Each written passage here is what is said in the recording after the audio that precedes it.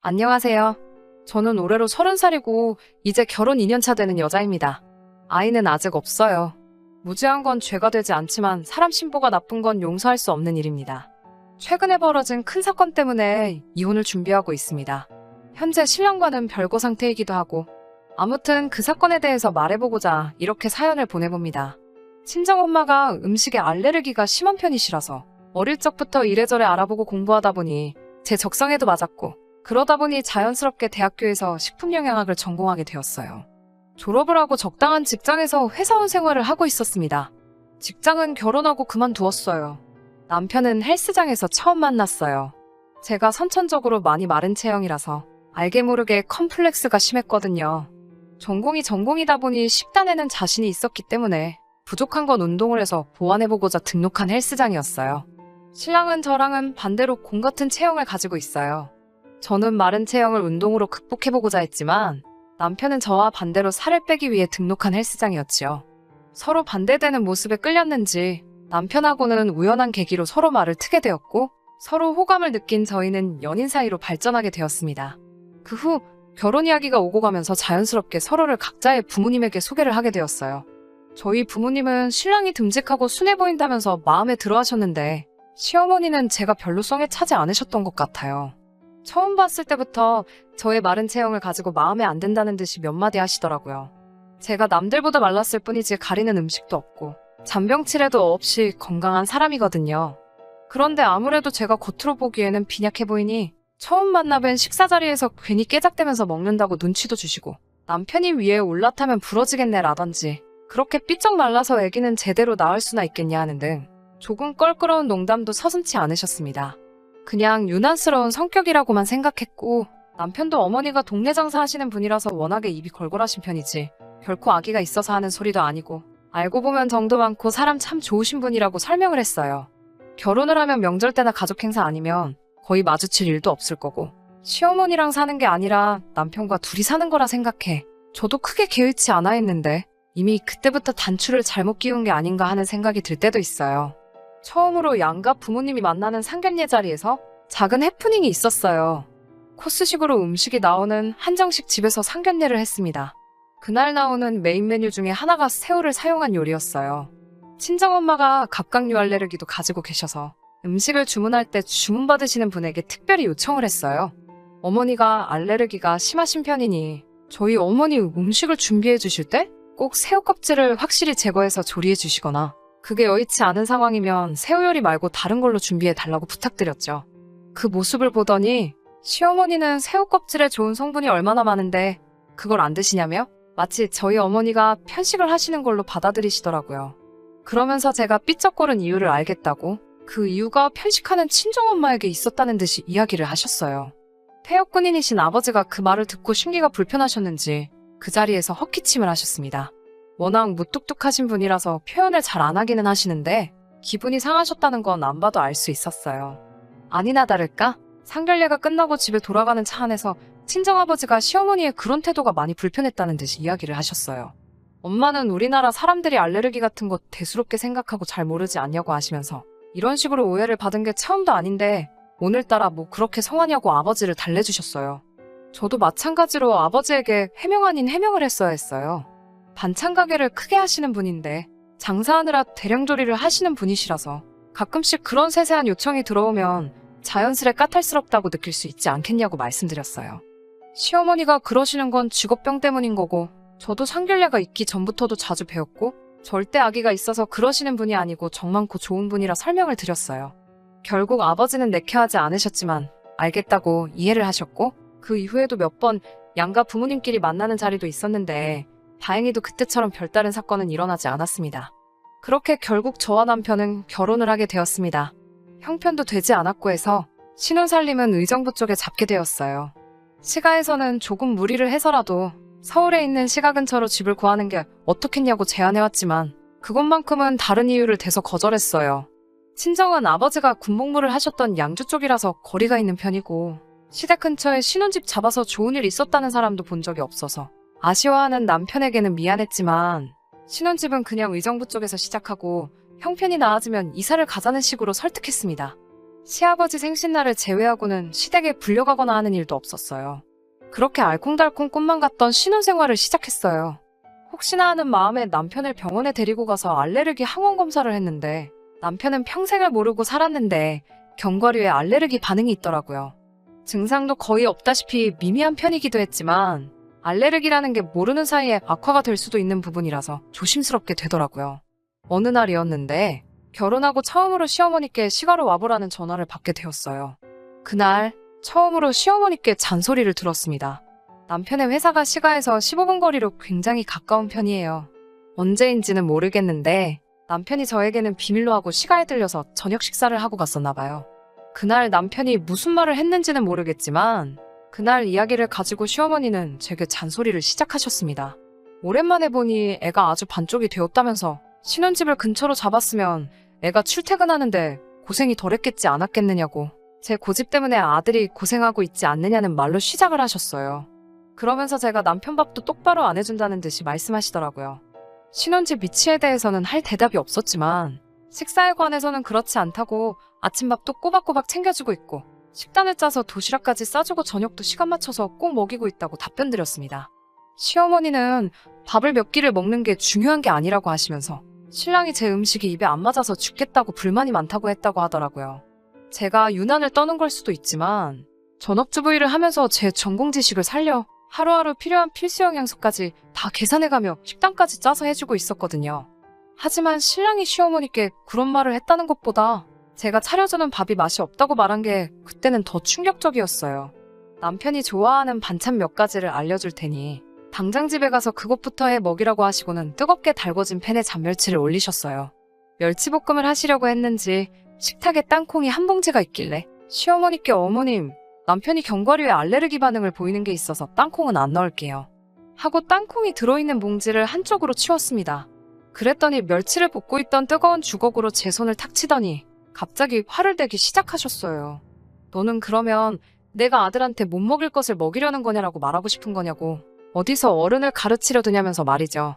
그런 게 아니라 알레르기 반응이 있어서 조심하고 있다는 말씀을 드렸는데 그 말을 듣자마자 주걱을 바닥에 휙 던지시면서 너는 어른이 말하면 그런 줄 알지 구구절절히 말대꾸를 하는 게 맞냐고 하시고는 아들 나이 32 먹을 때까지 단 한 번도 내가 해준 밥 먹으면서 아픈 적 한 번도 없었다며 이건 이래서 못 먹고 저건 저래서 못 먹으면 세상에 무슨 음식을 먹겠냐고 알레르기고 모를레르기고 자꾸 먹어버릇해야 몸에 내성도 생기는 거지 구더기 무서워서 장 안 담글 거냐고 하시면서 단 1초도 쉬지 않고 따따따 잔소리를 퍼부으셨어요. 마지막엔 네가 그렇게 편식을 하고 음식을 골라서 먹이니 그렇게 삐쩍거려서 볼품이 없는 거고 결혼하고 반년이 지났는데 애소식도 없는 거라는 아는 말까지 하셨습니다. 그러면서 내 아들까지 너처럼 볼품없게 뼈다귀로 만들 셈이냐며 바닥에 던져놓은 주걱을 물로 한번 헹구지도 않고 다시 멸치볶음을 하시더라고요. 제가 치워놓은 땅콩을 사용하신 건 말할 것도 없고요. 내색은 안 했지만 마른 체형은 제가 평생을 가지고 살아온 컴플렉스기도 하고 그걸 가지고 다른 사람도 아니고 시어머니가 저에게 뭐라 하시니 제 안에서 무언가 북받쳐 오르더라고요. 집에 돌아오는 지하철 안에서 분하고 서운한 마음에 눈물이 다 나왔습니다.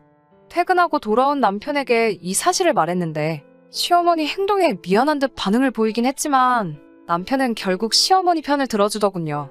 제가 해주는 밥이 엄마가 해주는 거에 비해 간도 심심하고 맛이 없기는 하다고요.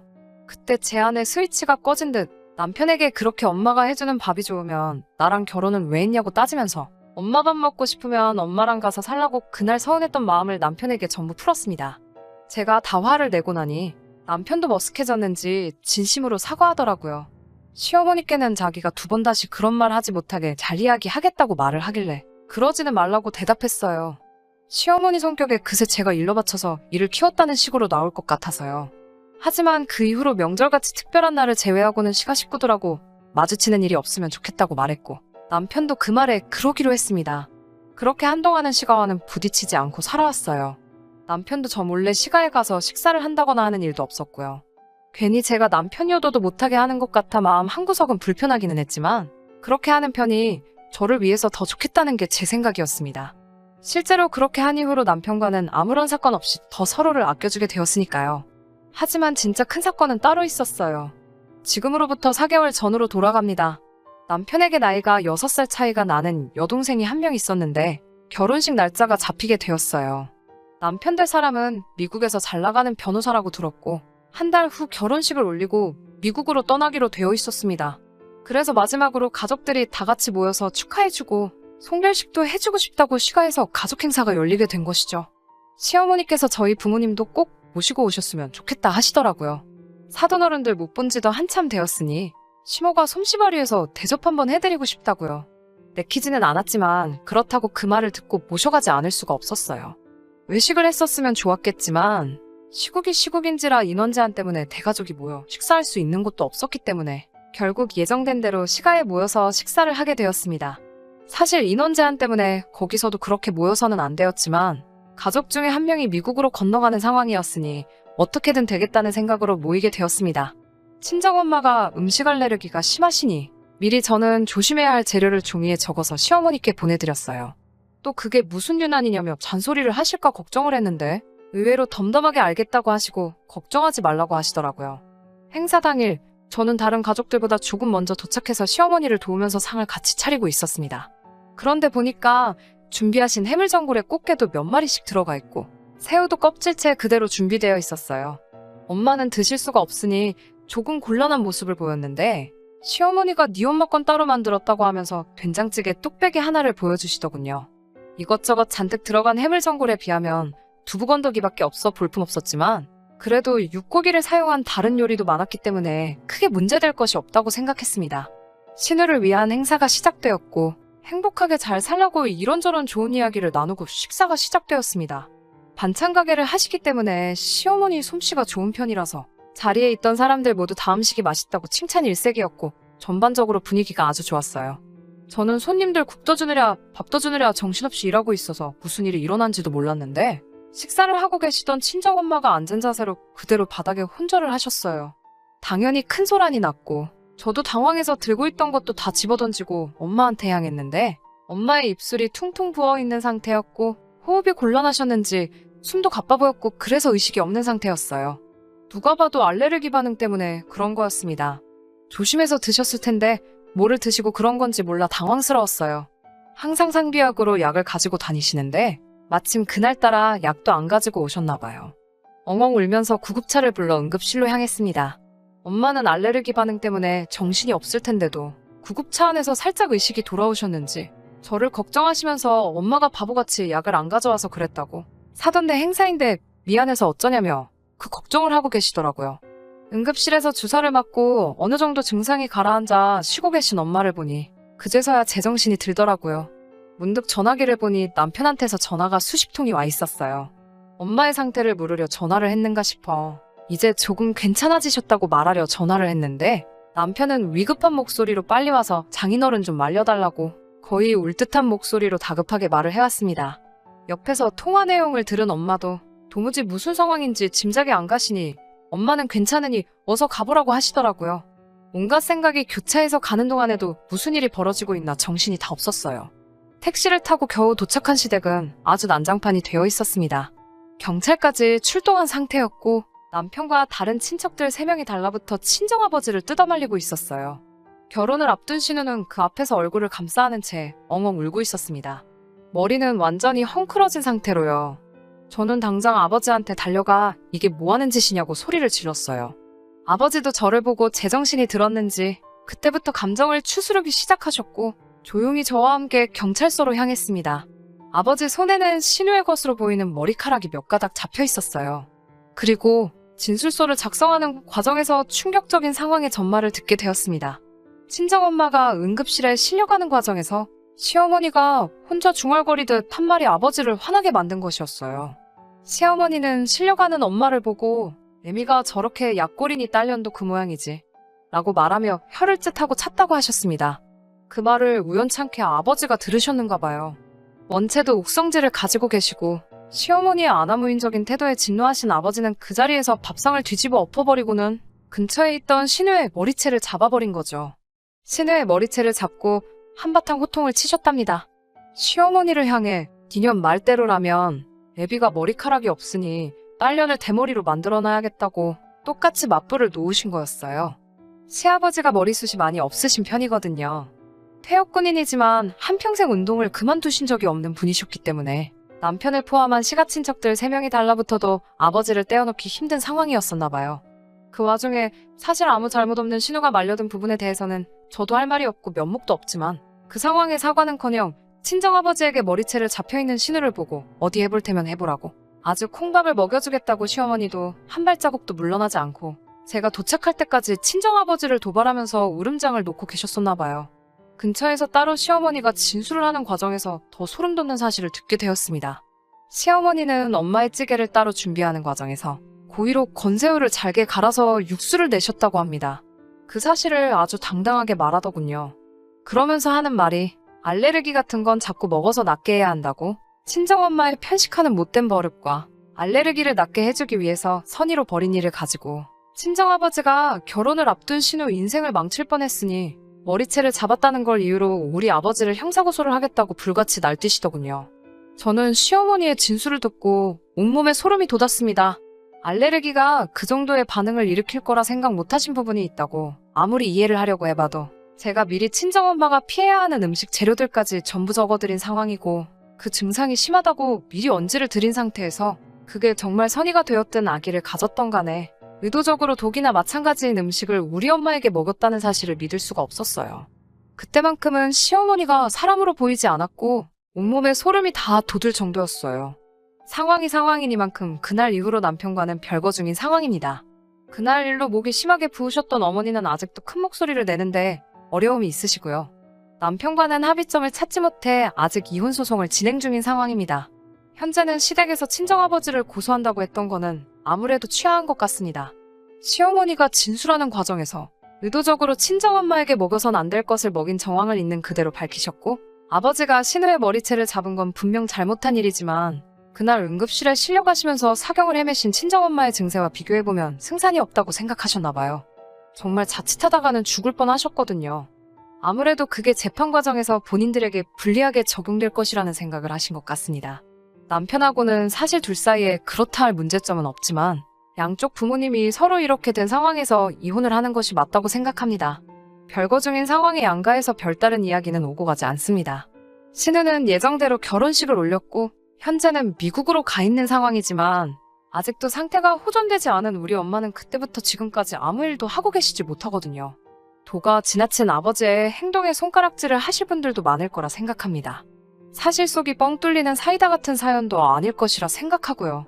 하지만 아직도 최악의 경우 그날 잘못되셨을 친정엄마를 생각하면 천벌을 받아 마땅한 시가 식구들이 그 정도로 끝난 게 오히려 다행이지 않겠냐는 생각도 하고는 해요.